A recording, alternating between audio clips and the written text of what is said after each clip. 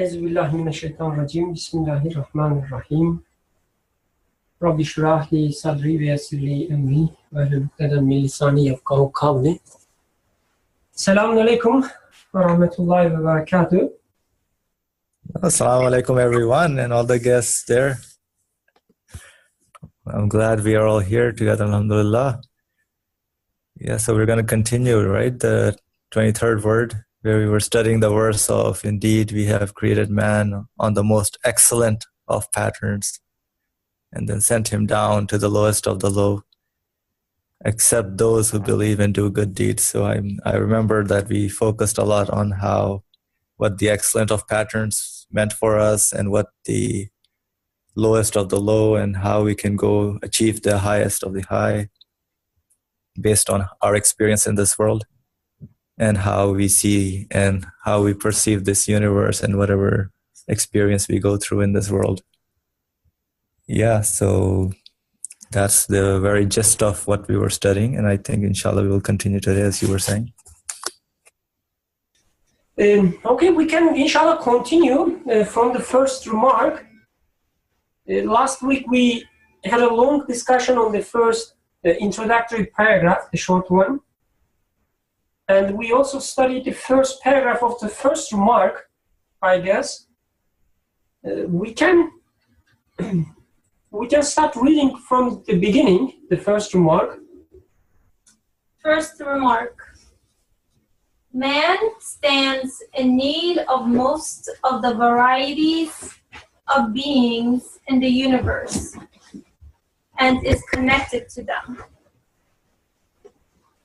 His needs spread through every part of the world, and his desires extend to eternity. As he wants a flower, so he wants the spring.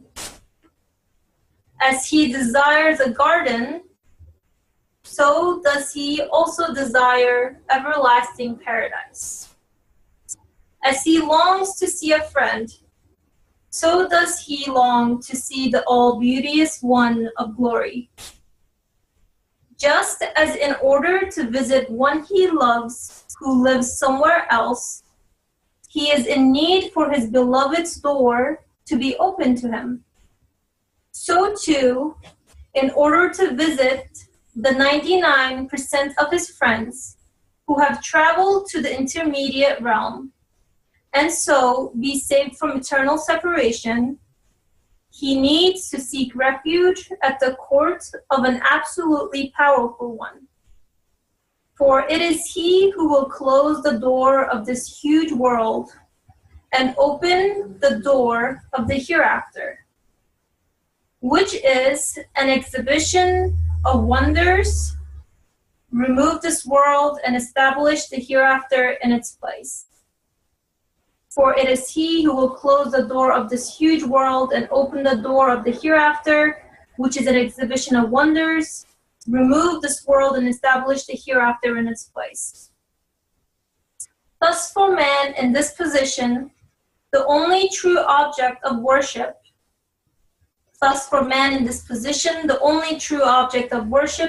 will be one in whose hand are the reins of all things, with whom all the treasuries of all things,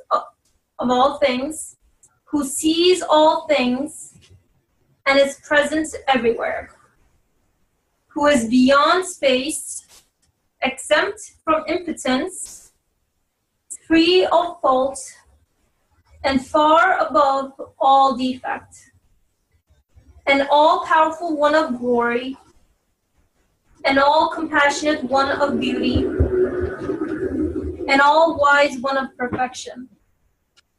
O man, if you are the slave of him alone, you will earn a place of superior to all creatures. But if you hold back from this servitude to him, you will become an abased slave to impotent creatures.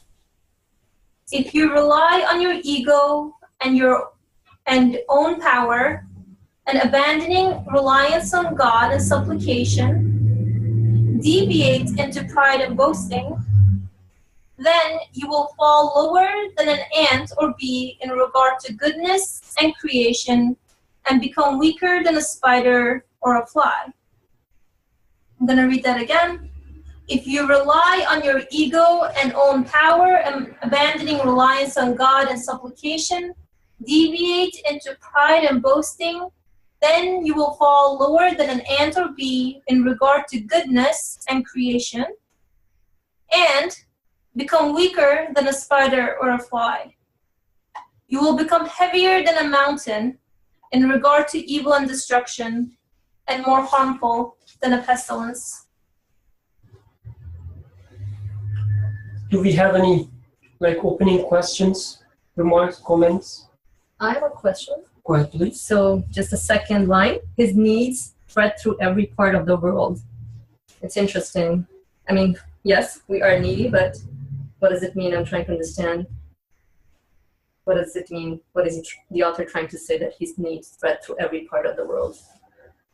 He also continues, doesn't stop there. He says, his desire extends to eternity. So, yeah, it's an interesting point. Yes, I guess. So if you want to explore the whole world, that's just like a dead end. There's more to it. The world is not, you'll never be able to explore the whole world. So you have to go beyond. I guess if you take it as, I want to explore the world, I can easily say, no, I don't want to explore the world. And I'm happy with my, the small world around me. But I guess he's saying something more, let's say, fundamental. Even if you try to be happy with your small world, you need the entire world, he's saying, I guess. Somehow. Yes. And need the entire deserve to be discussed, I guess. So you're saying, yeah, obviously we're looking to be happy, but then in order to do that, we need the entire world. But at the same time, you said that I'm happy with the small world that I have. So when I say I'm happy, I meant I'm not thinking, at least consciously, that I want to travel the world, or I want to explore the world, I want to know everything about the world. I don't, consciously. So I think I am happy with my small world, but then he says, do you think it's enough for you? Do you think can you be happy ever if you just rely on yourself? So I guess what I'm saying is, I guess he's telling more than just exploring the world. In its maybe explore creation around you, kind of. Do you think it's actually opposite, rather than exploring the world, actually it's something internal and requires internal reflection to explore yourself in terms of your wants and needs, and also the fact that there is really no limit to those. Something very practical. Today I had a phone conversation with my brother about some distress about one of the sisters in the family, and it's financial distress. And I was just troubled with that today. And when I think about that simple event, I find myself in a position that I want not just happiness for myself, but I also want to have happiness for the people that I love, right? And if you think about the number of the people that you love and turn back into yourself and see in complete impotence, because it's not really up to you to provide the needs and the wants in terms of if you think in terms of the multiplication with the numbers, then you come to a point that yes, you are completely impotent, and at the same time, if you reflect on your feelings, it actually stretches out to the almost infinity in terms of the quantity, and also each emotion or the feeling stretches out to a point that there is no end to it. I think that's why he comes with the second part of the sentence when he says spreads through every part of the world, and his desires extend to eternity. Like if you read the end as like such as like an explanation, you find yourself in a position that we are created with this like intense needs and wants, and there is no way that we can really secure those like needs. That's like, it's more like an, I don't know how you say it, like when you first read it, it sounds like it is talking about like more like external realm, but in reality it is something in you. That makes If sense. that makes sense. That makes sense actually. So starting the journey within yourself, but at the same time you're connected with Like every everything single, else. yeah. So obviously you do experience some kind of feelings, something which is external to you, but it's still coming from within in It that is regard. connected, yeah. Okay, thank you. I extract like two different things from it. One being implicit in terms of like, I like apples, for example, and in order for me to have a certain apple, his needs spread through every part of the world. One, this is the implicit meaning that I extract is, for the creation of that apple, I need the sun, I need the water, I need the soil, I need the entirety of the universe. So in a way, my needs spread out to the entirety of the universe. For that one apple to exist. So that's one part of it. Like even the air that I'm breathing, I need the entirety of the universe to come into existence and be in this particular order for me to exist and to experience all these things. And then secondly, as Brother Usman was saying, I was thinking, I have an innate need for justice, right? It's been given to me, and I want justice eternally.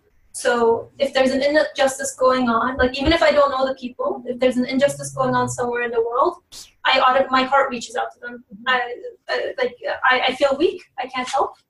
But at the same time, there's a need for justice for me, for those people. So I think that is maybe perhaps the more explicit meaning, but you were also saying as well.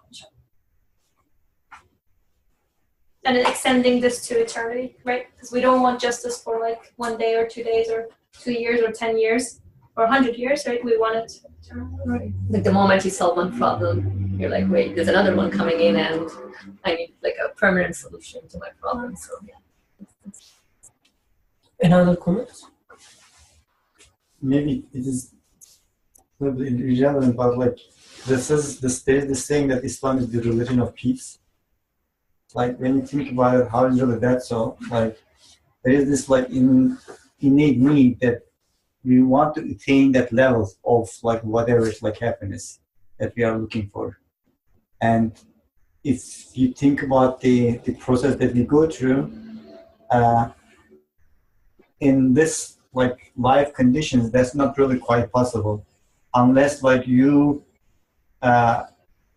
follow the guidance of the prophets, like if you refer to the like previous like session that we studied, and that's only possible through the teaching of Islam, because it only like through the guidance and the teaching of the like Islam and the prophet, you make sense of your reality in a way that will bring you closer to the happiness that you are looking for. Also, there's this other aspect, which Nursi alludes at some other point. He says, whatever I don't have, it's my need. I guess this is specific to human, because human ego wants to own things. Whatever I don't have, my ego wants to have it. Because of this reason, anything that exists becomes my need, and the whole existence becomes my need. I guess you can call it as greed if you like, but this is a human habit. Just for the sake of owning something, the feeling of ownership. And because of the fact that I have this feeling or this aspect, anything that exists out there becomes my need. And if you ask me, are you satisfied with that, Yusuf? I would say no more. I mean, if it is there, if nobody owns it, I can take it. Or even somebody owns it, my ego wants to take and own it as well. So in this sense, the whole existence becomes my need. Anything that can be owned, I would like to own it. I think I wouldn't call it as greed in its, let's say, initial state. Yes, it may be manifested through greed in most cases, but I guess it's something like it is the way we are connected to reality. Like when I say I want the spring or I want this flower, it doesn't mean like I'm just being greedy by asking it. It means no, I can connect with it. It means I can take it and I can love it. I can question it. I guess it shows that I have a capacity to be connected with the flower. I have a capacity to be connected with the planet, with the sun, with you. Otherwise, what would be the other case? If you were indifferent to those, if I told you about the sun, you said, whatever, I don't care. But this is not how we are. Anything within the existence, somehow there is a way for me to be conscious of it, in a sense, be together with it. So I think like that's human nature. You are created with it, and like when it becomes greed, is like actually the point that you start thinking that you can secure those needs yourself. Like that attitude makes that nature a greedy nature for you. This reminded me when we said like everything is being created for human. So I guess it also implies that the human is given a capacity to be connected with everything. Like Creator says, I created everything for you. Meaning you can enjoy anything. You can hate anything. Which is, I don't know, it's like so amazing. And I think you can easily validate this claim. We usually take it as, when he says, I created everything for men, we take it as, I guess you said, like as a greed, like something bad. Or we say, oh, no, human is not the center of the universe. These are some ideologies, right? We are just dust in the universe. So you shouldn't take your in the center. So that's another excuse to refute the religion. We are not the center of the universe. But I guess Creator there saying, it's not saying like, I created everything for you so you can destroy them as you wish. But he says, I created everything so that they will fit something in you. Like you won't see anything just floating in the air. You will see that, or you will know what it means to you. Nothing will be strange for you. Like I created everything for you. I put something in you. I guess it goes back to when he says, the breath, soul. What is the exact phrase? Breathing to living from my soul. Yes. My spirit. So you can get touch with everything. Everything is created for you. And I guess this is not, again, in its initial state, it's not greed. It's something that we should be proud of, that we should be amazed with, enjoy. And then, as Osman was saying, once we start try to securing things by ourselves, our needs by ourselves, and claiming ownership on this capacity, like I have a capacity to like this book, so I will own it. I think instead of capacity, I might use potentiality, right? Yes, better word, yes. Because if I have that certain potential to connect myself, my existence to the existence of everything around me, but it's only through the usage of my human qualities that I can turn that potentiality into ability. So it's there, but it has to be consciously utilized. I just think that's an important distinction.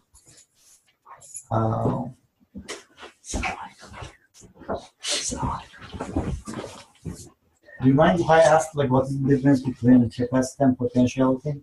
Like, it seems like there is a subtle difference that I don't know the meaning. I suppose it's about one, potentiality is there, right? But ability requires an active usage of consciousness to it. So even though everyone may have the potentiality, if I'm passive about that potentiality, then I can't. That doesn't mean that you will put it in practice. Yes, exactly. So the practice of connecting myself requires an active will. That's how I see it, at least, if that makes sense. Thank you. Any other comments or questions?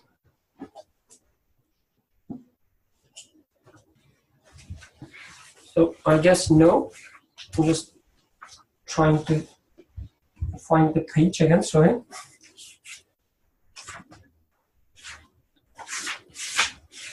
Okay. Let's continue reading then, inshallah. It says, just as he wants a flower, so he wants the spring. Just as he wants the flower, so he wants the spring. By the way, we have two new guests, so if you don't mind, I will just give a very short introduction what we've been studying. This is the interpretation of verse in Quran. Bismillahirrahmanirrahim. Indeed, we have created man on the most excellent patterns, then sent him down to the lowest of the low, except those who believe and do good deeds. This is the verse from Quran that we're studying. And in the second chapter of the 23rd verse, we started with studying the needs of the man.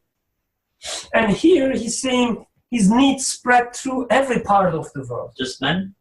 Human. Oh, see. Yeah, this is like an old school writing. So, yeah.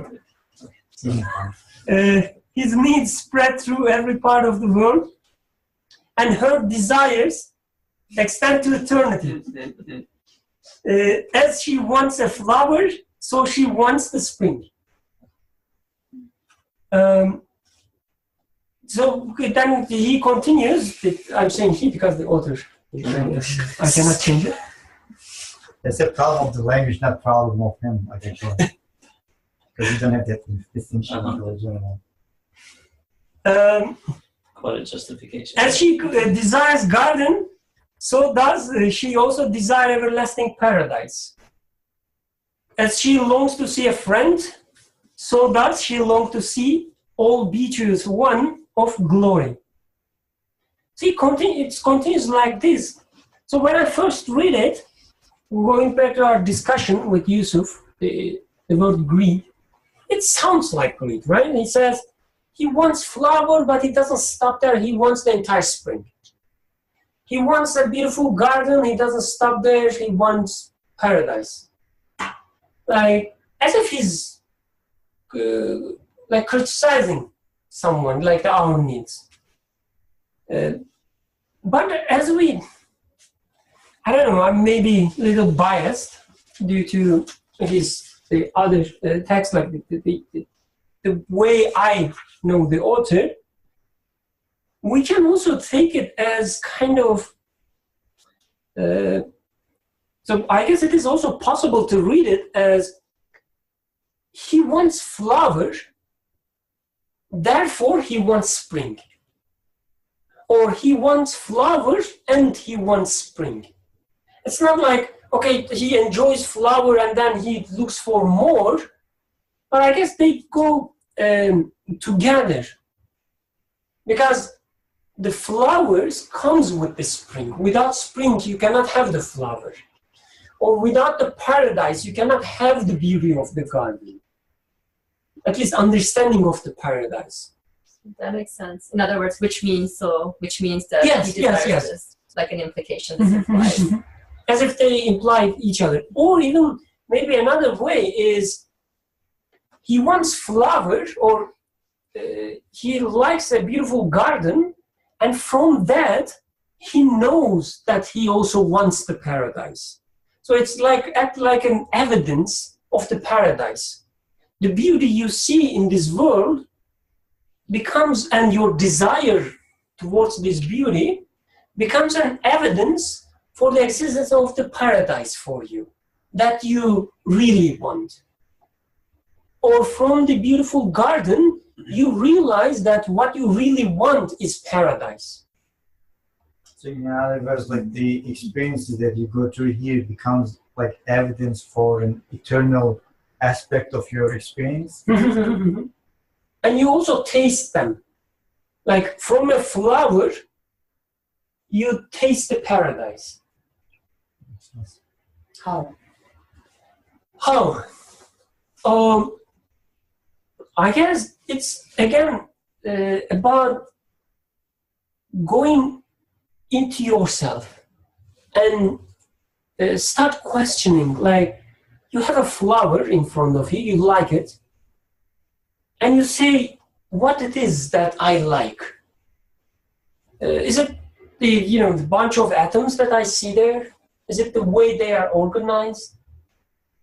Is it something inside me? Maybe it's not even about the flower at all. Maybe I have something inside me, like looking for something to like, and the flower is just an object that something inside me using. And then I guess you start questioning your feelings as well. Like, where are they coming from? Like, do I have something in me? How I feel them, how I connect to flower.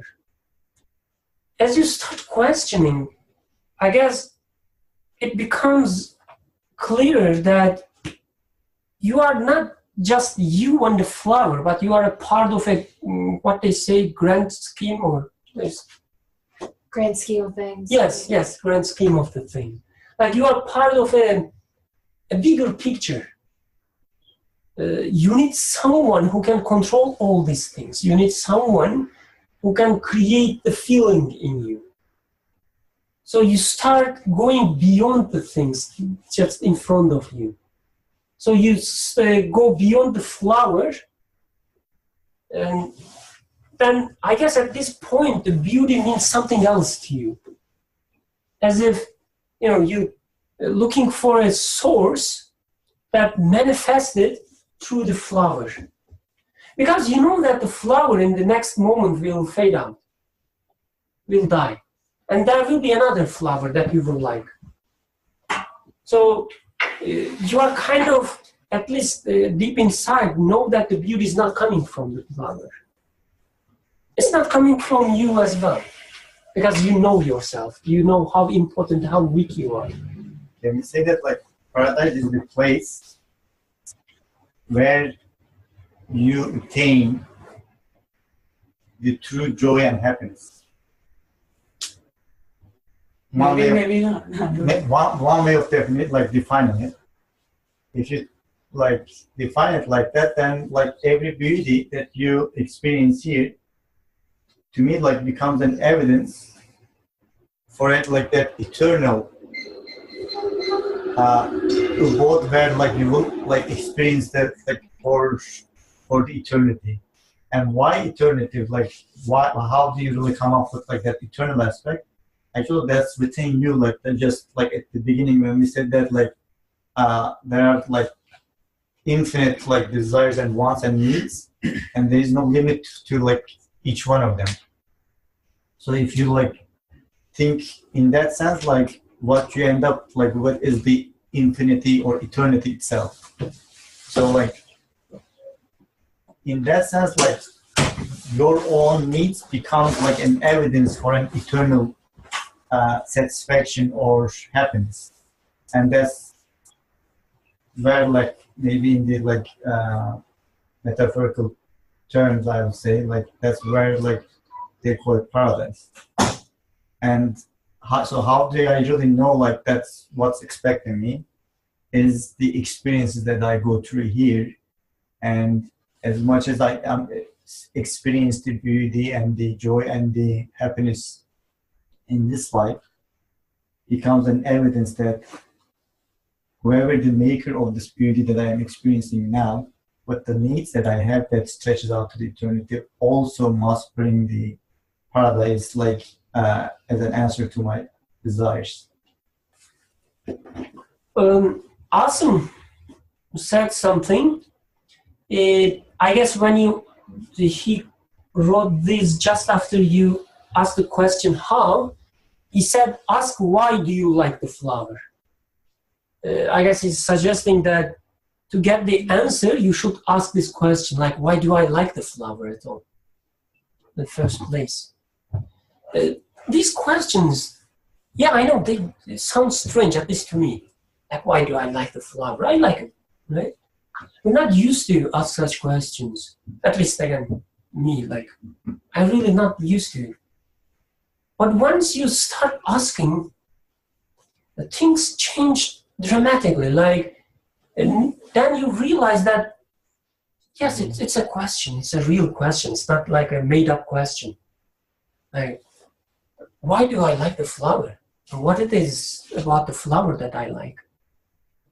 And for some reason, you cannot find the answer. Yes, you come up with some stories. Oh, don't you see the colors? Beautiful. How cute it is. But then you know that it doesn't satisfy you, the answer. Like, what it is that I like. You know that it will go away. Everything goes away. And as we were saying at the beginning, Osman made the connection nicely. I see that every desire in me has a correspondence in the universe. I guess this is the other way of saying that I can like everything in the universe, or I want everything in the universe. That means every desire I have has a correspondence in the universe. I see it. Whether I can reach or not, but it's there, I know. So nothing is wasted in me. And then I realize I also have a desire for eternity. I'm using the eternity as the umbrella term. Like, you can take it as you wish, whatever it means to you. For some, it's just living forever. For some, it means living in perfect condition. I don't know. It depends on you. But you have this thing that you cannot find the correspondence here. So I guess it tells you that just like every desire was answered, this desire also waits to be answered. This is what I understand from evidence. Like, it's not like mathematical proof, but this is how I make inferences, right? I try something, it works. I try another thing, it works. I said, okay, the third one probably will work again. So yes, my past experiences, my past connections with the reality tells me that, yes, your desire, that the thing you cannot satisfy, even if you try, should be satisfied one day, or at some place. I mean, 2 points then I would like to make. One, yes, I think one of the points that seems to be repeated in several people is like the idea of correspondence, like your existence in itself is a correspondence, or to the rest of the world or anything that you experience. Similarly, anything that I come in contact with, or I can see or feel or touch or smell, means that I have the ability to have a back and forth with it, the ability to communicate with it. The fact that I experience it means that we both have something in common, which is perhaps maybe a language to communicate. So if you have a question, there must be an answer. If you have a desire, there must be a correspondence. However, what I got from reading about the analogy between a flower and a spring, a garden and an everlasting paradise, and a friend and the one all beauteous, one of glory, was more of the fact that I think I also have a desire for progression or development or continuity. A flower in a spring is like I see a flower, but I also want to see it thrive. Or develop from one to another. I would probably even like seeing it die and then another one coming out from it. You know, that's my desire is for things to keep on moving continuously. Similarly, if I see a garden, I want it to thrive and continue and have like a dynamic nature to it. So for me, from what I got from this was that my inherent desire is for progression, even within myself. You know, like when we talk about the human potential, it is towards developing it. You know, that is my ultimate desire. It's not to stay static. Eternity is also a concept associated with continuity. It's not static. So my main takeaway was, you know, the wisdom, I guess, or the point in like continuity or movement or, you know, progression. Would you like to see continuity from happiness too? Would you like to see progression when you're having happiness? I think progression in and of itself is... So let's say you're happy, you want to also be sad? Sure, yeah, absolutely. Interesting. Why not? I mean, it's essential. How can you be happy without knowing what sadness is? How can you become happy after you were already happy? Like, it's only through your times of sadness that you actually embrace, you know, when you feel like happier. Like, we're in the other class, we're reading Surah Al. So the first surah, or 2 verses are, consider the night as it wanes and the day as it brightens. You know, like how can you see something, you know, if it wasn't, like in order to see something, it needs to be come into seeing.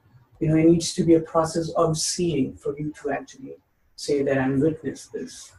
So yes, they're both essential and equally good in my experience. Actually, that's the only way that you can truly understand what happiness is. Like, if you didn't experience the sadness, let's say, you wouldn't be able to know what happiness is. And sadness is just a word that we associate to something which is the opposite of... Meaning that it is gradual, and we need that gradual existence to make sense of this universe.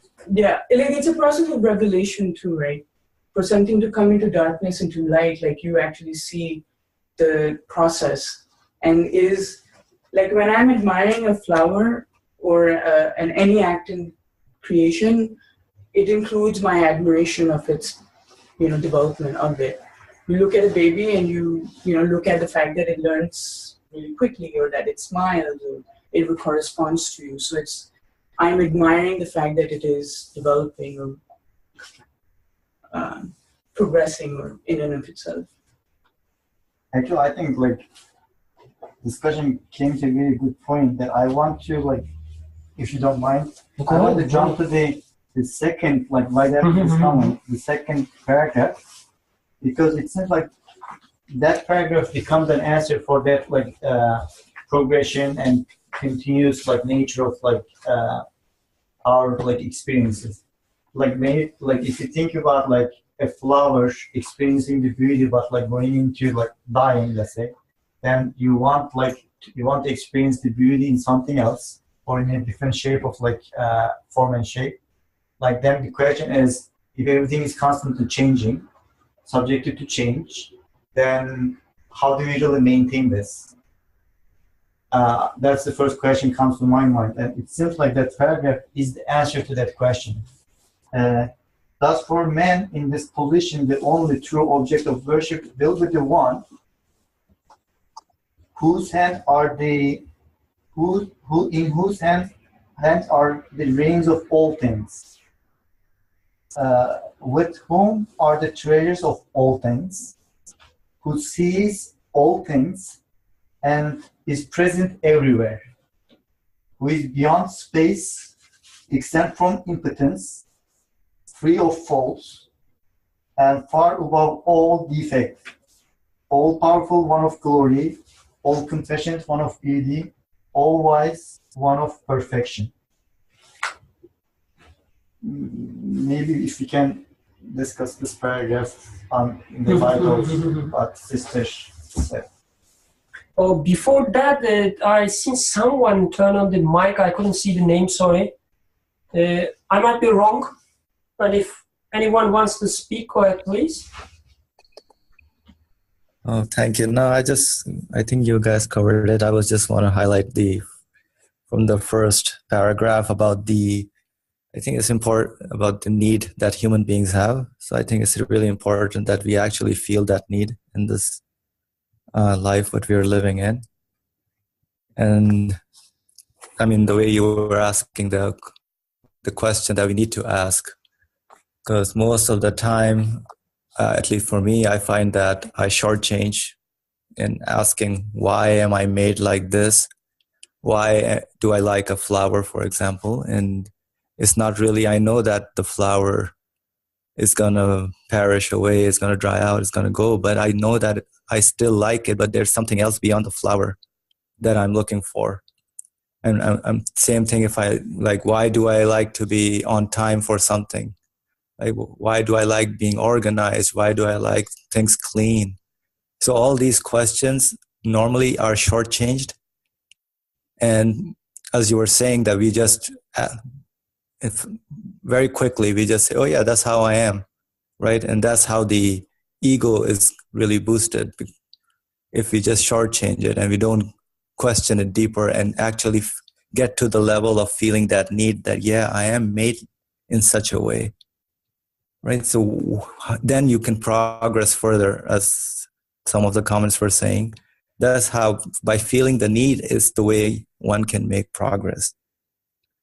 And that's why how in the second paragraph, he says, in man in this position. So that particular phrase, man in this position, that's how I was connecting from the first paragraph, the need of the human being and man realizing what position man is in, and how this universe is unable to provide the eternal beauty, eternal mercy, eternal power, whatever the qualities or whatever the things I find myself in need of, this universe is not able to provide. So that's why I realize my position and my neediness. And then that's how I can go and connect myself to the source of that, the one who gave me that need, who gave me those wishes, the desires that I want.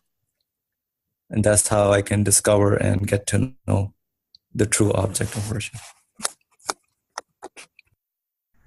Can I disagree with something? Sure, right? I'm in a mood to disagree. Louder.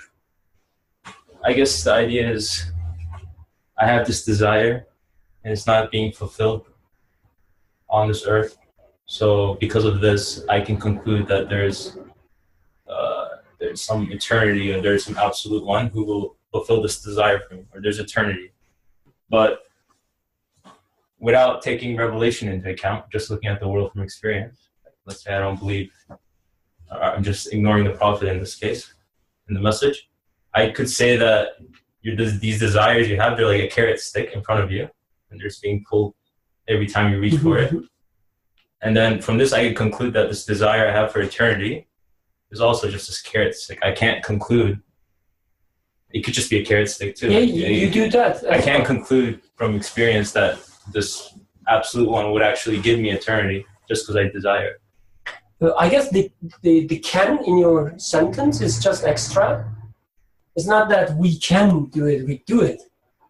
We take it that way. We say, oh, it's our imagination. It's a product of our minds. It's a product of some evolutionary process. Wishful thinking. It's a wishful thinking. We do that. It's not that we can do it, we do. So shall we question why he is saying that for this man in this position, only true object of worship will be? The question is, how did he come up with this object of worship? As if it must be there, but he's saying that the true object of worship will be such and such. But the question is, am I really in need of an object of worship? Can I not be free? I mean, in the previous paragraph, does it make me conclude that I am not free at all and I cannot be free? I have to worship someone. And now I'm looking for this someone to worship. Apparently he jumped to this conclusion somehow, but are we agreeing with him on this? I guess the key point is what the Farah was saying, the constant change. Like we try everything to worship, we try to everything to stick with. I try the flower, it goes away. I try my, the sister, she goes away. And then for the father, he goes away. And friends, they go away as well. I try my boss, the money, I don't know, the beauty, my body, his body, and everything goes away. I see that even when I have them, I also have the feeling of their going away. So I try all these object of worships, and I fail. And through this failure, I know that, he's the only one object of worship. Again, when it comes to desire, or when it comes to do I worship, it's something like you can give it the answer empirically. Like you look at yourself and say that, yes, I desire. Do I worship things? Yes, I do. So that there are two separate things in here. In the first paragraph, he's talking about this need for human, very central, fundamental need, and limitless need. And without them being fulfilled, it looks like I am in total misery. So am I accepting this misery in life? Generally, not really that much. Although we say that just this is the truth of life. And if we go with the flood of society, meaninglessness is out there. Yeah, we are needy, but this is life, so bear with it. This is how we are supposed to take it. But even the one that says this is not taking it as such. Still, we are trying to become better in the job so that I'm going to earn more, so that I'm going to buy a better house. Just trying to satisfy some of the needs that I can fulfill, which doesn't have any end. And while doing that, I guess I am kind of worshiping someone. Who is that worship? Someone that I worship? Someone that is being my boss, some other person, whatever. So I guess it is inevitable for a person who is so much needy to be in the position of begging from someone else. So this is what worshiping is. But then he's saying that, not taking it. Are you sure that the one that you worship, was it a correct choice? So I think that's a fundamental question in terms of what is the right choice, right? Because I think the sister here mentioned the need for progression, right? So I think it's an innate. I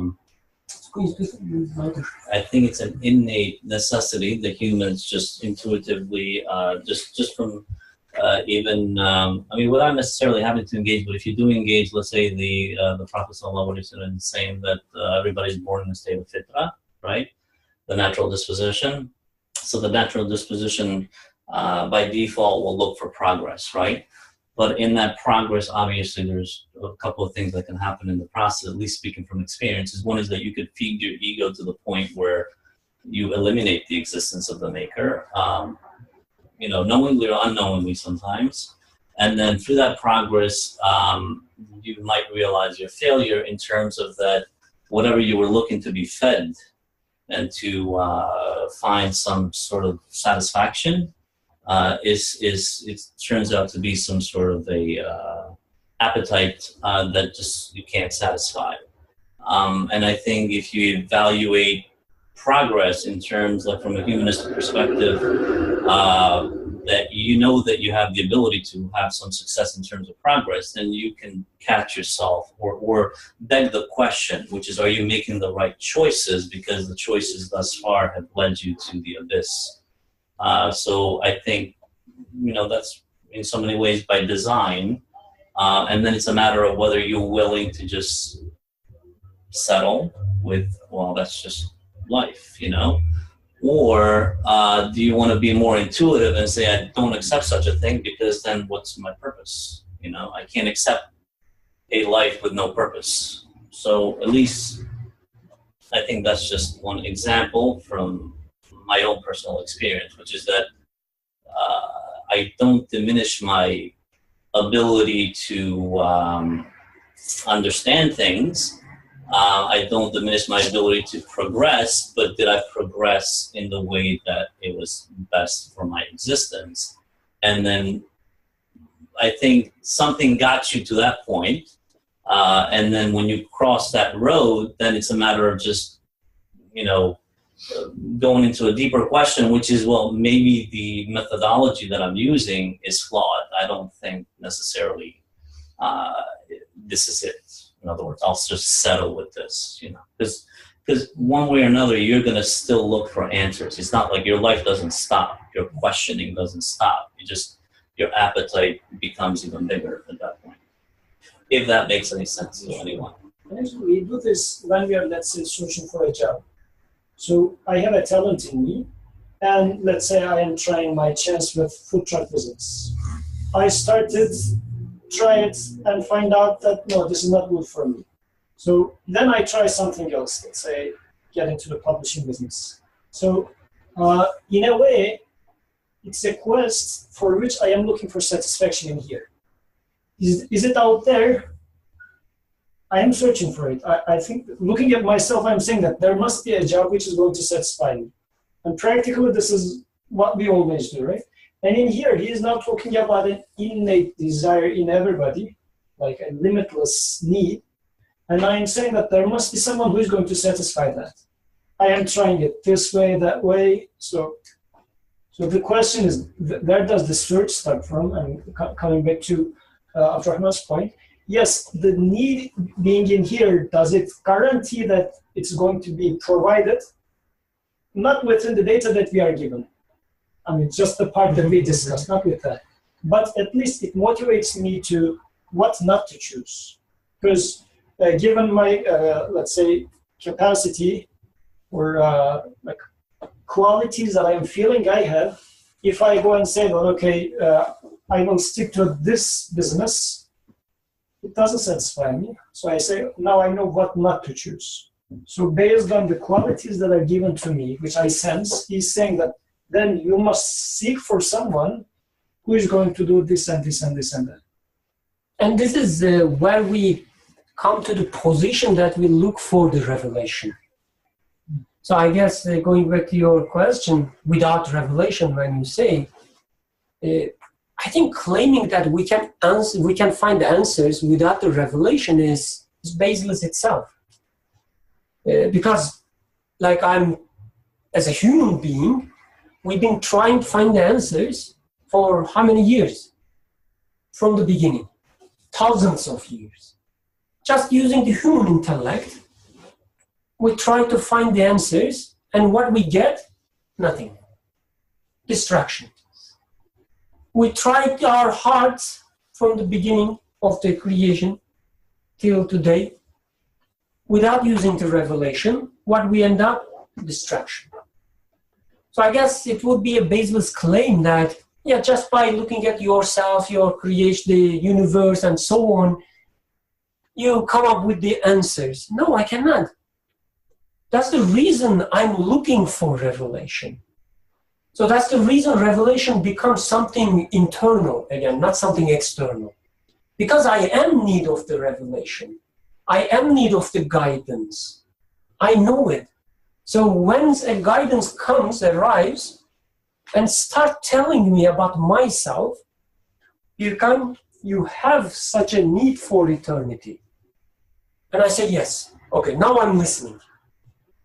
You start with your need, and you get the answer from the guidance, not from yourself. It starts telling you that, Birkan, I know you are in such a state. I say, yes.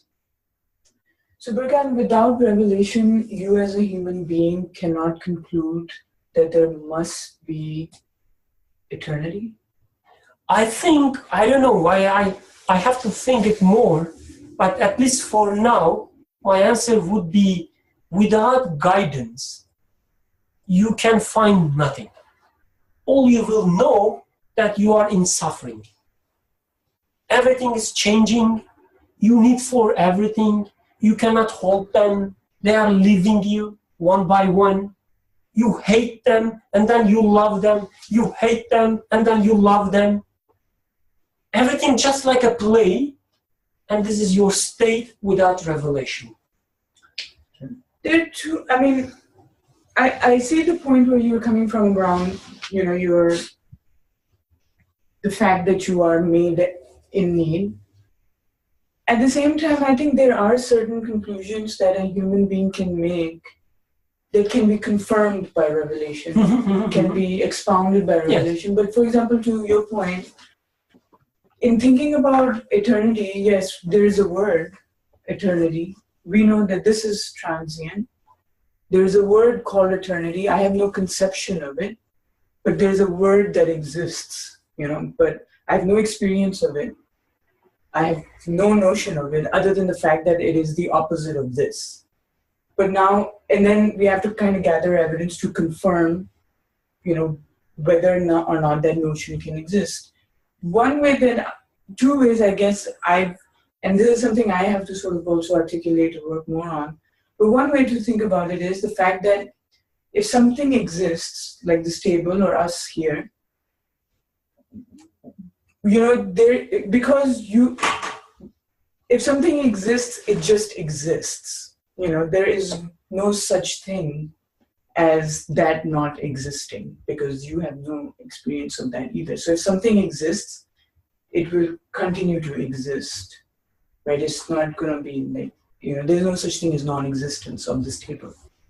It exists, right? So there's pointing to the fact that if something exists, it's pointing to eternity, that it will exist forever. Maybe not in this world, maybe die in this world, but in some shape or form, its existence will be eternal. So that's one conceptual way I can come to think about it, and you know, you're all welcome to argue.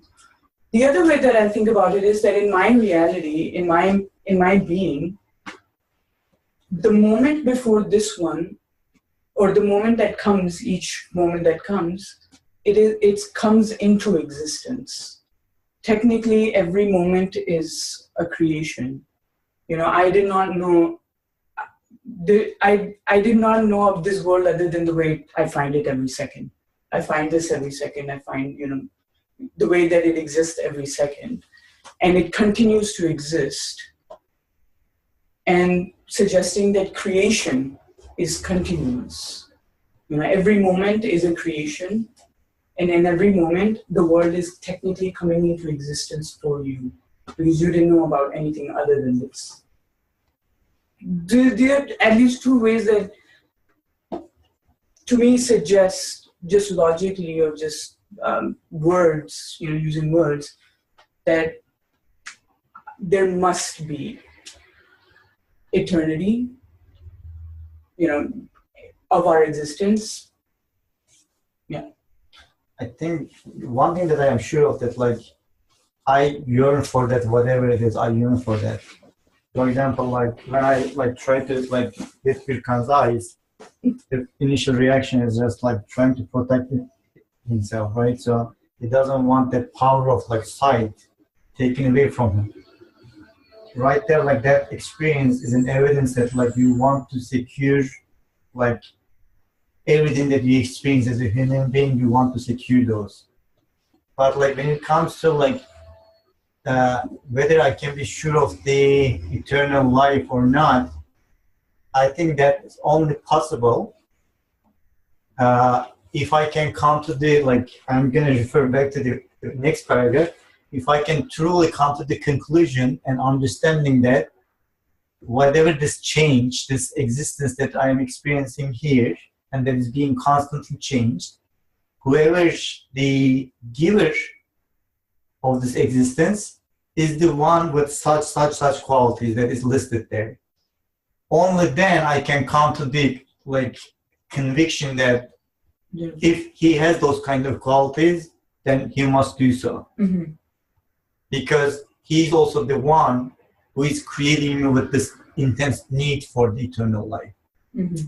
And also he is the one beyond time and space and all the rest of the stuff that he listed there. Mm-hmm. So if I can have that kind of like understanding of the creator, And I think it's very easy for me to say that, like, yeah, there will be an eternal life because I am already experiencing it. Mhm. Otherwise, like, I'm not so sure if just like, and in order to know the creator with these qualities, like, I think then you need your creator to speak to you. Mhm. So you need the revelation from the creator to, how you say, like, to manifest himself also in terms of speech to teach you what kind of creator he is. Mhm. Otherwise, If I can add something. So before that, Kasim is waiting. Sorry, Kasim, I forgot about you. I saw your hand. If you still want to say something, go ahead, please. No, that's okay. My point was covered. Thank you. Oh, okay. So it's your turn then, Tony. I just wanted to sort of segue off of what the sister was saying because I think she's giving some practical reasons in terms of like the table. So if the table in existence is the truth, right? So whether you believe it or, it doesn't change the fact that it's the truth, that it exists. And that's one tangible way that she can make a conclusion about something, right? And then the interesting part, which I thought was, I tend to think about these sort of nuances, is the continual creation, right? Because whether someone may look at it from a revelational perspective, which, for example, in terms of where Allah says that we bring about a matter every day, meaning that about a matter every day. So, we create every day. So this is nothing for us, nothing new. But in terms of acknowledging that mechanism, in terms of acknowledging the fact that, as you stated, that she sees things are continually moving about, right? New things are brought about, old things are going, people are born, people die, etc., etc. One doesn't necessarily have to, my opinion, I guess, would be at this time, that for you to know revelation, to maybe come to some sort of a conclusion that there's probably afterlife, right? And I say that I can relate to that because I'm a big proponent. Well, there's a couple of things. One is that you have it within you to where you see the changes that take place within your own life, right? To see the continuous sort of creation, right? So, and then you also have the fact that people die every day. So for them, this realm ceases to exist. For yours yet alone, it continues to go.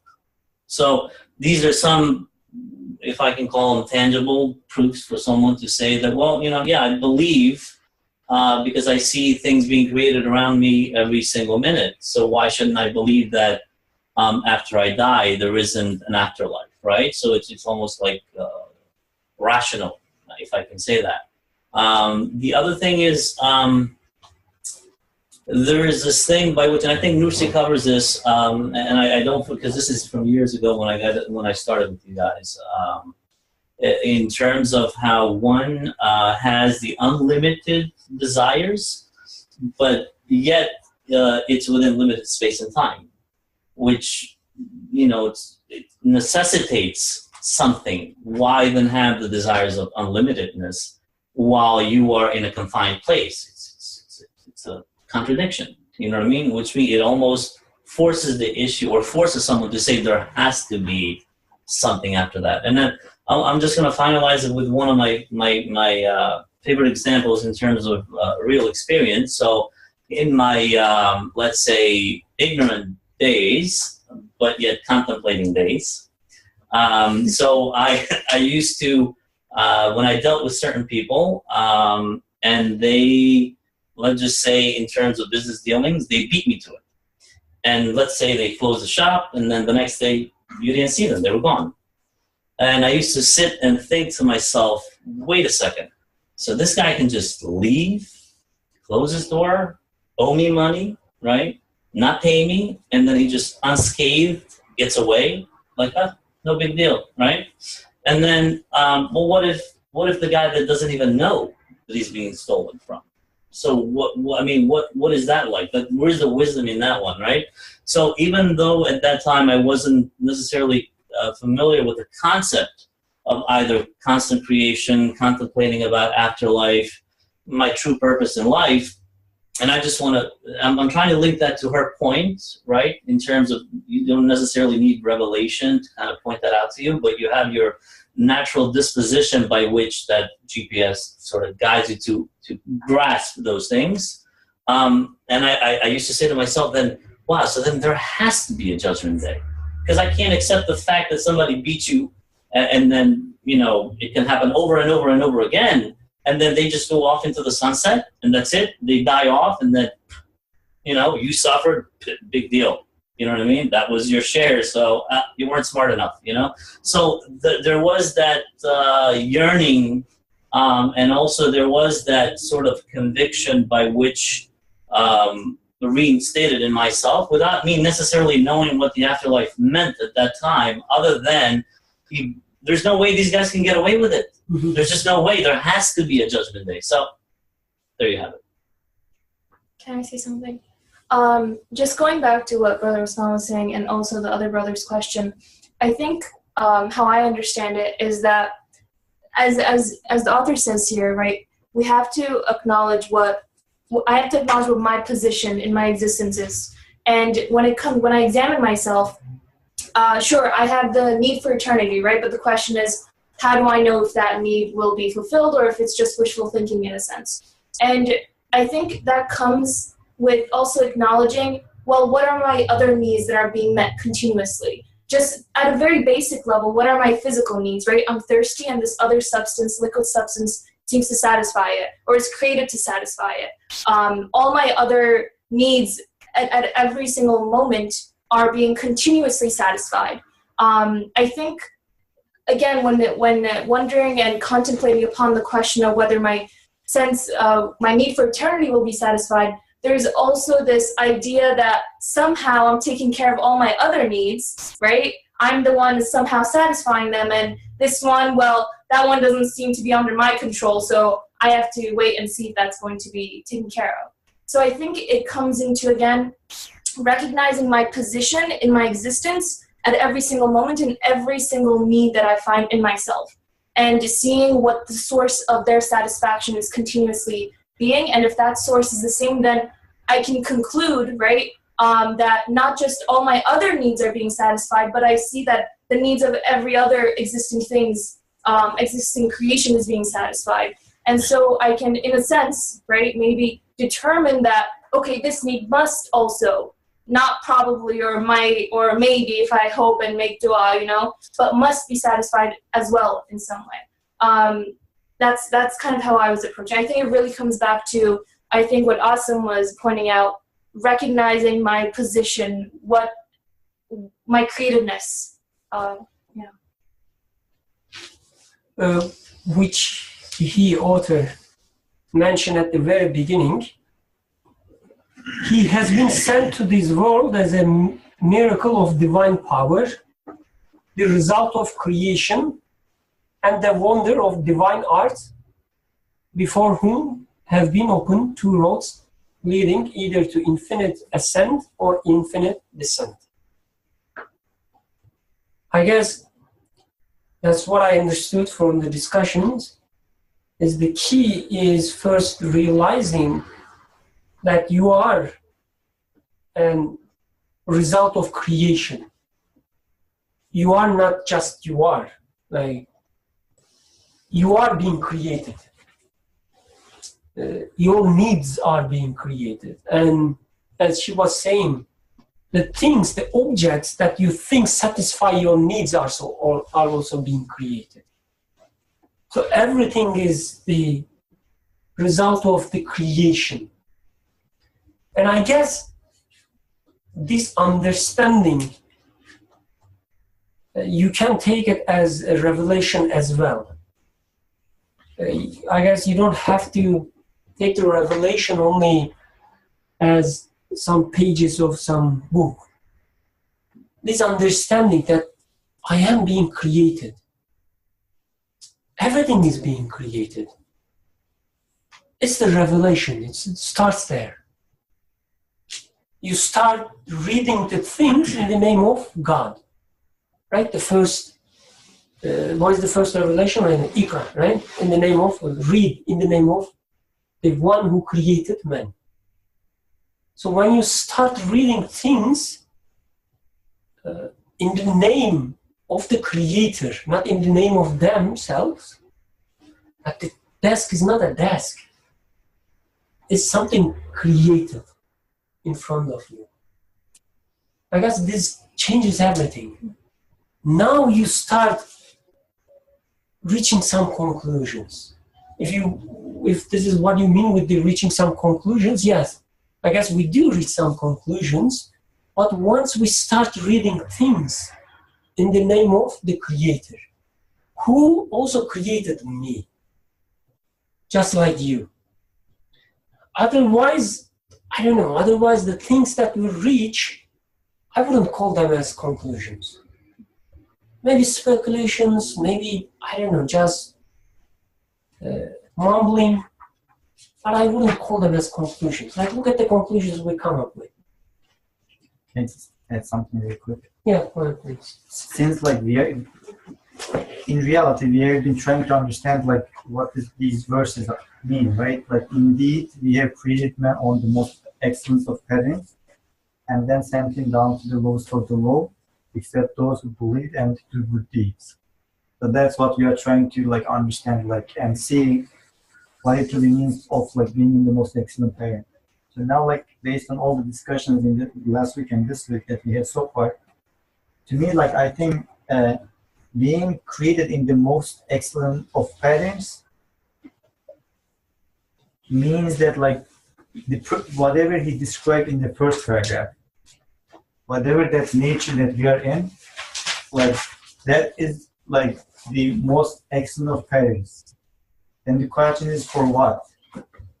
Like, if you think about it, like, you have like constant needs, but at the same time you have no power whatsoever to provide those needs for yourself. So like, if you think about it, actually it is like it is some sort of setup. It's almost like torturous. Sadistic. Yeah, it like sounds like sadistic, like design that's like you are made in a certain way and you have no way of like securing your needs. But like, yet revelation comes to you and telling you that you are created in the most excellent of patterns. And I think that only makes sense if we understand that, like, we are created, or we are being created in this like setup is to know the most beauteous one, who is beyond that like time and space and beyond any kind of like defect or imperfection. So in other words, like, we become almost like a mirror within our own self through our impotence and like all the needs and desires that we have. We become like a mirror to reflect the absolute power of the most beauteous one. And tying this back to your point, so if we don't use those potentials for that purpose, what we are going to end up with is like, since we are not putting the potentials into the abilities, did you say? Yeah, turning into the... Since like we are not discovering those, it's almost like a seed like getting rotten. Seed Stagnant. Seed has a potential to be a tree, but if you don't like work on it, it never becomes a tree. Then you kill it. Like, in the same way, like, we have these potentials to know the Creator as the way that he described in the second paragraph, then we are killing those potentialities and we start descending down to the lowest of the low. And there are two things. Like, if we take this nature of ours and try to secure our needs, that actually like brings us to the point of use of like worship and like putting us in the position of being a beggar. especially in our like human relationship, especially with our bosses, right? Because they try to satisfy their ego on us oftentimes. So it's very practical actually. Like think of it two ways. Like one, like if you think that you have to satisfy your own, like secure your own needs, you have to like act accordingly with your boss. You have to do things to please him or praise him in a way, if you like, because that's the glorification that he's seeking for. And at the end, that's what the worship is, right? So that's one way of like approaching to your own like nature. The other like approach is like understanding that there is an absolute power who is most compassionate and most merciful, is actually in active creating, and you are just in like manifestation of it, and he is the one and the only true one who can really provide your needs. And that brings you to the point of like being an like beloved worshiper or alt. So you can have that like loving relationship with the creator. So just wanted to add that. I just want to ask you quickly, when you say you, the better looking one, I'm kidding. Just want to get a smile out of it. Don't blush, but relax. Okay. So, when you say we can't reach a conclusion in terms of the example of the table or the example that I gave, for example, in terms of, let's say, people doing certain actions, which leads me to question how could they, and then which leads me to somehow perhaps conclude that, you know what, I think there has to be a judgment day one day. So you're saying you cannot use those examples to lead to that conclusion? So if you take this example, for instance, your experience with your business partner, you can, in the, like without taking it as being created, the point you will end up would be, okay, I will find this guy, I will punish him, right? Yeah. Or the next time when I do business, I will be worse than him. You know, I get my right back. Okay. This is the conclusions that we end up every day. Like look at the world. So those are options on the table, yes. Yeah. These are not only options on the table. These are the only options on the table if you do not see it as being created. Once you see that, yes, he acted in a bad way, it was not just. Meaning, once, even when you say it's not just, you're acknowledging that there's something called justice. Right? Yeah. Without this acknowledgement, how would you say judgment day? You're talking about something, you know, going beyond the things, justice. Justice is not something you can touch or you can, you know, show me. When you start talking about the justice, it means you, consciously or unconsciously, going beyond the things. Right? You're making some abstractions. There's something beyond all these things I see, justice, for instance. And you're yearning for it, looking for it. That means you are already taking things, at least to some extent, as being created. You know that there is someone who can ask, who can judge you. So I'm trying to follow you in terms of my example, so I understand you better. So in terms of those experiences I will have, right? And then there could be certain reactions that could lead to them, right? But instead of me reacting to the, let's say, the inevitable in terms of ego, right? That I will do this and that, and I'll get the other person and so on. You're saying that by way of contemplation, then it's a step by which you sort of acknowledge that things are being created for you, or there is a creator. Yeah, Therefore, there is someone who can ask this guy what he done. Okay. We're clear now.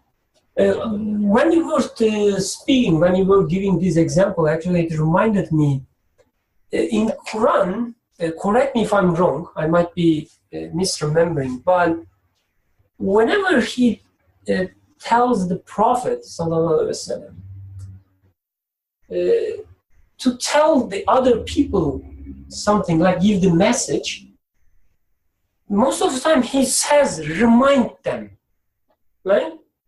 Remind them that this will happen, or remind them that they do this or that. As if, he's referring that he already gave something in us. Yes, it is there, right? We know things. We have, this innate, as Sister was saying, potentialities with us. And we need someone to remind us. Okay, and the revelation is one of them. Yes. Okay. And again, revelation, I guess, revelation as a Quran, like a revelation as a scripture, is just, one way of communicating with the Creator. It's just one way. The creation itself is a revelation, it's a speech.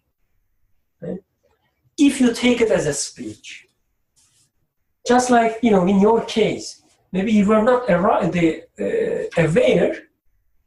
but you were taking as a speech, like the guy acting against you. You were not just taking as an action of the guy. You were trying to see the bigger picture there. Like, why this is happening in front of me? That's because I think, Birkan. You were always a mu'min, man. Like, real blind. So anyway, I guess, yes, what I'm saying is, once we start taking things as being created, or maybe putting simply, just trying to go beyond them, like what's going on, this kind of attitude, it takes you somewhere. Otherwise, all you do, you just make calculations. Okay, he stole me from that much, so I need to steal, this much from others. Fourth, anybody see something? No, go ahead. I was gonna say, going back to the createdness point, I think, like, what does realizing my createdness actually mean to me? Because if I am created, it must mean something. I think being created means that I am dependent on something. And the nature of dependency means that, in a way, I'm a bundle of needs. I'm constantly dependent. And that means that I am dependent on something, so there must be an independent being which I am dependent on. So, in a way, my understanding of my createdness points to, I guess it's very obvious and simple, but I was just thinking further about it, points to the Creator, that my nature as being dependent looks to the independent one. And this independent one must be, because of my nature as being dependent, then, I have multiple things that that are the objects of my worship and my experiences, and then I go through them, and then I conclude that, then my true object of worship, the independent one, must be one who is, who sees all things, who is present everywhere, who is beyond space, except from impotence, free from fault, who is exactly the opposite of what I know it's a simple point, probably. No, Exactly. It's a very important point, realizing your createdness. I think that requires like a long reflection. It's just not, oh yeah, I realize it. No, that's what needs hammering on. Like personally, that's something that I'm trying to work on to establish the base. Otherwise, everything else is just superficial. If you're not really focusing on your createdness, your neediness, everything, about that, then I don't think so.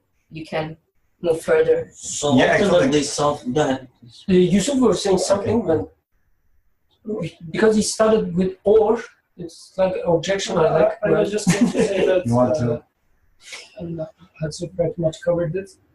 In this paragraph, he is covering that La ilaha part that we keep repeating in the discussions. So by looking at my existence, I am saying that this cannot be my maker, that cannot be my maker, because my maker has to have such qualities, and none of the things that are around me, which I worship, have those qualities, so they cannot be my maker. And I know very deeply that I need such a maker. Yeah, so that's a great segue, yeah, from the point, because that's what I wanted to say. The self-reliance ultimately will bring you to the point, to the brink of you actually questioning everything about your existence, right? Because self-reliance ultimately will make you fall on your face. And then you'll start from that point admitting that you need something else, even if you don't want to accept that it's the maker, the creator, or whatever, but that you will need help from someone in terms of gathering your broken self to sort of start gaining trust again in terms of even just making a decision. It could be just one decision, let alone many. But self-reliance ultimately will bring you to, I think, to the maker in terms of that you are needy and that there's someone out there who perhaps doesn't have the shortcomings as you do, or the people around you that you see. There must be, otherwise I am doomed to just misery. That's it. Yeah. So I guess this is why the big chunk of the process, La ilaha part, is by analyzing myself, my creativeness, my existence. I'm saying that there must be someone. Otherwise, none of the things around me which I chase, which I run after, are solving my problem. This is why I am so miserable. So this is, I mean, this takes you to the edge of finding your answer. Mm-hmm. But it's very important to come there. Without going through this process, I cannot arrive to the conclusion, to the answer. But in this one specifically, Nursi is talking about human very inner requirement, inner state of need. So in other parts, he's talking about how an apple requires the maker of the whole existence to be made. But in here, he's talking about my very inner needs. And for them to be fulfilled, there's nothing out there that can fulfill it. But generally, I mean, the whole time, I am trying to solve this need by running after some person, some entity in their existence. So this is why I guess this La ilaha part needs to be taken serious. This is we do. Like, we usually take it so light that we worship things. We constantly do it. Every time we suffer, every time we... today I was thinking myself when I was coming to your place. I think whenever I am disturbed by something, whenever I feel the pain, the question I should ask, what false god I am worshipping? It's always coming from that. Especially like recently, that's what I realized about myself. It comes with the package. Like if human qualities as such that is described in the first paragraph, that requires the worship coming together. Right? Yeah. So like this worship is also something innate. The question is like, what direction you're gonna like, whatever we have is only the free will, right? And with free will, the only capability that we have is just to change our understanding and change our direction to like in terms of like what we are worshiping to. Just to add on to what was said, so when we conclude there must be something like a creator to this. Similarly, and I'd add on to that is there must be guidance. So it's like a, I would say, supplemental aid, which is really needed. Otherwise, I don't have any direction. It's like an ad hoc because everything is within, like, it's the potentialities. So I kind of need the guidance to help those potentiality grows. And there must be something. What is it? So that's where, okay, maybe I'm jumping. Revelation comes in and helps you qualify that something. Like, hey, don't you see the universe? Oh, wow, yeah. There's, I don't know, a quality manifested, beauty, compassion, right? So you're like, okay, so there must be something, oh, interesting. So you kind of qualify that. And that qualification is needed to make value about things or to benefit yourself. So actually there's a dua pertaining precisely to this, which is in terms of asking Allah for forgiveness for the worship or the shirk that you might be doing for things that you are aware of and things you are not aware of, which kind of explains that people willingly and aware many of times will worship other than Allah. And then there's also a side of you by either unwillingly or unaware, you're also committing shirk by worshiping something other than Allah, right? So it just kind of, it shows the necessitation of, which I think she called it really nicely, supplemental supplemental aid. Because in terms of you coming across the information is one thing, is in terms of a reminder, but you actually using that supplemental information or aid in an actionable manner, that's where the difference lies. So you may know, or I may know, for example, that A, B, C, D is as such, you know, so for example, I may willingly or unwillingly worship, right? So I may become aware of that through different, whether through a conversation or different types of ways that you may gain some knowledge. But then also being aware of that supplemental aid, as she called it, let's say call it the dua in terms of the relation there, and then using that help, it's what's going to separate you from the one just being aware of it, because now you're actually putting it in action. So your faith becomes a manifestation of you acknowledging to Him in a very actionable way, which is, listen, I am aware that I commit some of these shirks, and actually if I contemplate, I can probably write them down and figure out what they are. Like, they're not that unknown. But then there is probably things that are unknown, and the known things will lead you to know that there is also unknown, you know, without necessarily Him pointing them out to you. But the fact that you need to put that in practice, right, so that you receive the guidance, you know, really that's the essence of even actually using guidance or being guided. Otherwise, you're not doing much favor to yourself, just knowing. That's also like the 5 daily prayers. Salat is also the reflection of that understanding, right? Like, so when you make your minds and take in, like, make a choice, you determine what direction you want to turn first. And you turn to a direction that is, in quotation mark, don't get me wrong, but like to a direction in terms of like geography, to a geography that has nothing special about it other than like dust and rock, and a cubicle, the simplest structure, there is nothing in it. So meaning that there is nothing in this universe is worthy of my worship. That's how I put in a like concrete forms, if you like, and leave everything behind.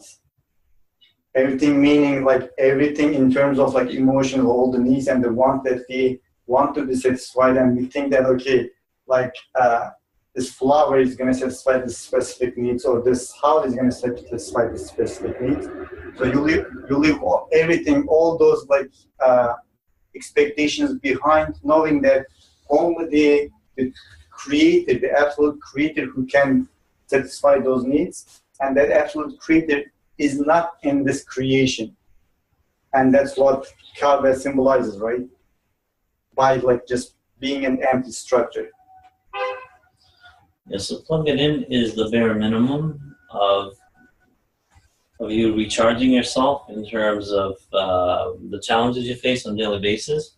But that's just the bare minimum, right? So the rest of the stuff is really the meaty stuff, right? That's where the actionable stuff, meaning in terms of being proactive with du'as on a daily basis. It's not just the bare minimum is fine for you to just plug in and say, look, I need help, guide me, protect me, etc., etc. But to catapult into the different levels of actually understanding that, I think way more action is needed in terms of being proactive with engaging in conversation with them or with the maker. So I don't know if that took you guys off course with that, but let me read some part, the next paragraph, and then I will also have something about the dua, inshallah. If there are no other comments. Okay. O man, if you are the slave of him alone, you will earn a place superior to all creatures. But if you hold back from this servitude to him, you will become an abased slave to impotent creatures. You will become an abased slave to impotent creatures. I don't know how much you experience this yourself, being slave to impotent creatures, but nowadays with myself, I see it so clear that I am being slave to impotent creatures. iPad. Sorry? Your iPad. You? Your iPad. iPad. Oh, okay. Okay, I see.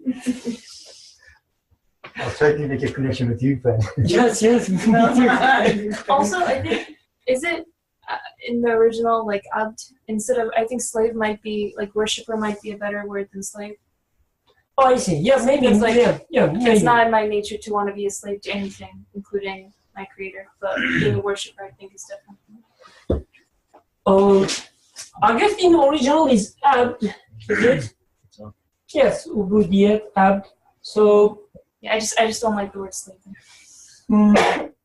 So I will keep the word slave in my case. Okay. Okay. At least with the second part, you will become an abased slave to impotent creatures. Because this is, again, to me at least, how I live. I will also come back to your dua part. You're a slave of yourself to begin with.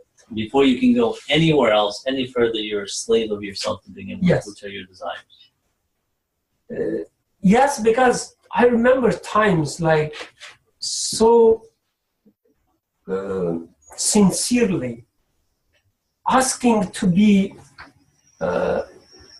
saved from my desires. So yes, you're right.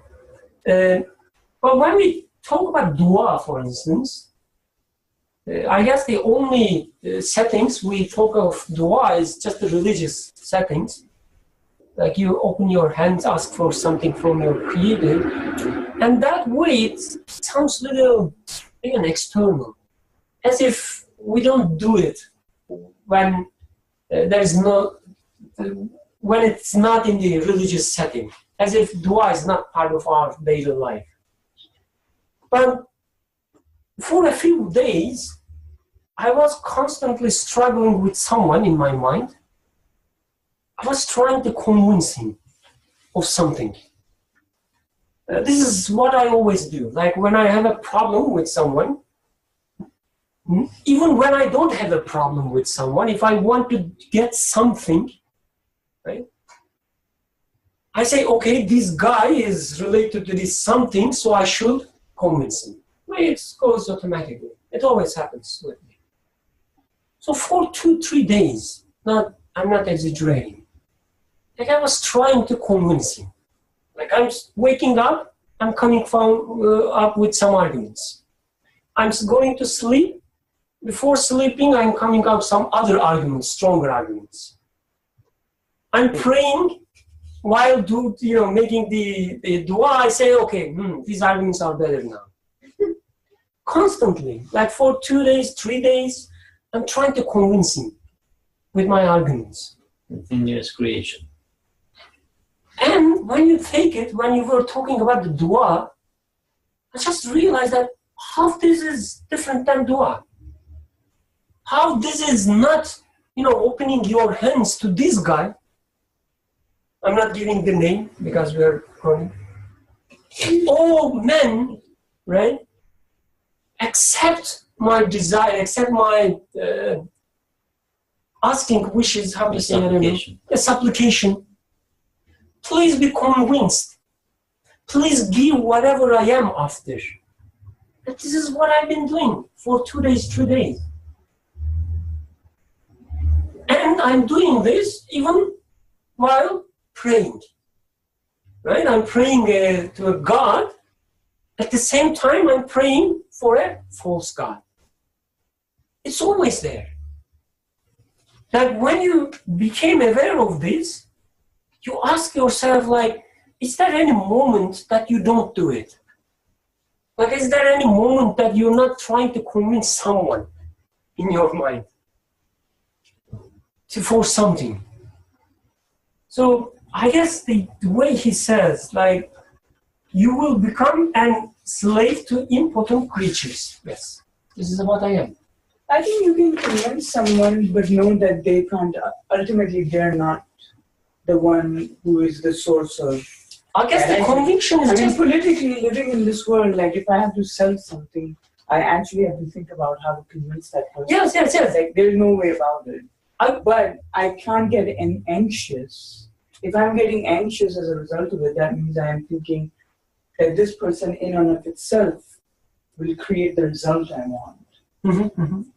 I have to get it from that person, but they'll not create it. So I guess it's a little bit more complicated because, again, in my case, so the conviction, I guess, or convincing is just an example, because even if I manage it, there will be something else with someone else. It doesn't stop because it's not the thing that I am after. What I am after is something bigger than that. He cannot give me, even if he is convinced, he cannot give me what I am after. He can give me, what I'm asking by, with my words. He can give me the money, he can give me the workforce, whatever that I'm after asking for. But the next moment, I would start struggle with someone else in my mind. Try to convince him for some other thing. But like all this process actually, like in reality, like being a slave, like whether you believe in God and you are really unconscious of God, like or not, you will still have to drink the water to quench your thirst, right? Like that setup will never change. So like when, like the way that I understand when the text talks about slavery or being like slave to the things, actually it is in your own mind. You are making yourself subjected to things, or you are making yourself in your understanding being obliged to the things. And that understanding is a slavery understanding, and actually you are making, in your understanding, you are making yourself a slave. Otherwise, like as in terms of the like external like interactions, probably there will be no change with those interactions. And the funny part, it's really important when he says it's in your mind, and that it's all about your attitude against things. Like in my example, for instance, what happened? I joined the Jummah prayer, and the Hadith was talking about just worshiping God. He said, whatever you do, you should single out the Creator and only worship to Him. Then I realized about, trying to convince this guy for days. I realized that, okay, that's the source of my suffering, right? I didn't single out the Creator to worship. And what happened? It just went away. Who cares, this guy? Like, not, who cares, but he cannot give me what I'm after. Once you realize that, the conviction is not even there anymore. You see what I mean? Like, the issue is not whether you can convince or not. The problem was not him at the beginning. The problem is you are needy, you want something, and you're turning your face to a false god. That's the issue. Imagine. And once you realize that for a moment, it vanishes. Because it doesn't have any existence. Exactly. And next moment, what happens? You forget. I think we should wrap up, right? Oh, go ahead. We should wrap up. I mean, a couple of more minutes, and time is like 9. Oh, okay, great. Thank you. Do you want to wrap up? No. I just Since- wanted to be the since you was- self-appointed timekeeper. No, that's great. Thank I you. just want to throw something out there. So in terms of also We the have to wrap up. thoughts- Oh, Don't sorry. forget. No, go ahead. Say something, but So I just want to throw it out there that in terms of thoughts, right, that people have, you always have to be aware of there's two of them, your own and the one that is external from you in a sense, right? So you have to distinguish between the two. So any other comments for, we have, I guess, 5 or 7 minutes. We started, let's say, 2-3 minutes late. We have 7 minutes. And because we have all these lovely guests, we have 10 minutes. So what a host. Consider it. So yeah, let's keep this in mind. And any other comments, questions? It's going really beautiful. So the author is claiming that if you rely on your ego and own power and abandoning reliance on God and supplication, deviate into pride and boasting, then you will fall lower than an ant or bee. So going with your example, let's say Be careful what you I say. am thinking that I'm going to convince this person with my arguments. So what does it mean to be falling lower than an ant in this case?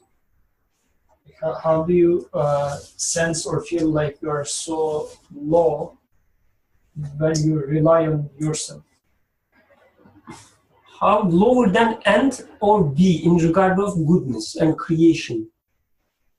I guess the only way I can answer this is how I see ant and bee. Like from my perspective, they are Quite happy. yeah, not quite happy maybe, but they are satisfied with their existence and they can produce things. Again, from my perspective. More efficiently. Yeah, From my They don't- perspective, they're unaware also. sure.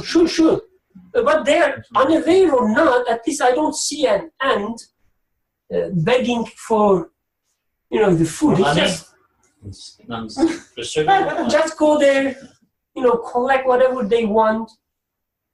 They live with it. I don't know, when it comes to me, I'm constantly begging the others. I think What do you have in your mind? since this topic was supposed to be what it means to be human, and so far what we have studied is only possible for us if we are conscious of that nature. And through that consciousness, you can connect yourself with the true source. So if you're not practicing that, it means you are taking that consciousness away.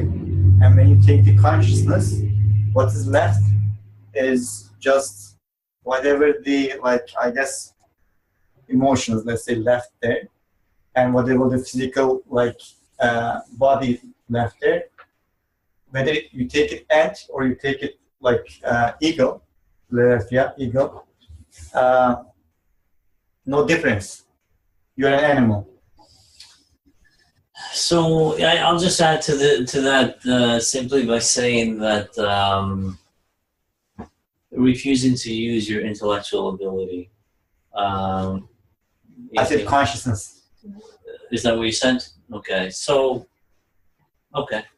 So then refusing Because to be if you conscious. take your awareness away, there is nothing left as far as you are concerned. So true, but there is that capacity there. There is that capacitator there that's there to sort of gauge things. You know what I mean? And that's your intellectuality. So I think if you put things in perspective, then you should rise above the ant idea, and if you just look at things just carnally based on egotism, then obviously you're going to be you're going to be that lowly existence or created thing. So I think what I'm trying to say is your intellectuality should separate you between the two, and I think intellectuality is probably coupled with the consciousness. Yeah. I think along that note, so when I look at an ant or a bee, right, a bee is given the ability to fly, collect pollen, do all these things, right? And an ant is able to through the way it's created, I don't know, build like these complex structures. They act according to the maximal properties or qualities that they're given. And how I understand it is by not connecting myself to the source of my creation, I'm being in a way wasteful to the inherent. Again, if you want to go back to potentiality. You don't put that in practice. What's that? You don't put that potential yes, in practice. So I'm wasting it away and not maximizing on that. It just reminded me of like that verse that says like, you know, eat and drink, but do not be wasteful, right? I always thought about it in terms of like, okay, like, you know, make sure you don't leave anything on your plate. But in a way, it's like, I was thinking about it now. What am I connecting that food and drink to when I'm eating it? What am I being conscious of at that moment? Am I using it as a means to develop the qualities given to me? Or am I just, you know, limiting myself to the physical aspects of it? So similarly, in terms of goodness and creation, that's how I understand it. If I can just quickly add, and I know I spoke a bit much here lately, but I just thought of something as she was explaining something. So I forgot that the choice plays a big part in this also. So in terms of choosing, because she mentioned the mechanism or the job of the ant, right? So which actually describes the submissiveness, the innate submissiveness without a choice, right? And then the human has the choice to be submissive or not. So I guess maybe at least I'd like to say that, to add to what I said, is that choosing to be reflective and submissive will make you higher than that ant, as opposed to just rejecting. For as a side note, for our young audience, you shouldn't leave anything on your plate. That's for fact. There's food.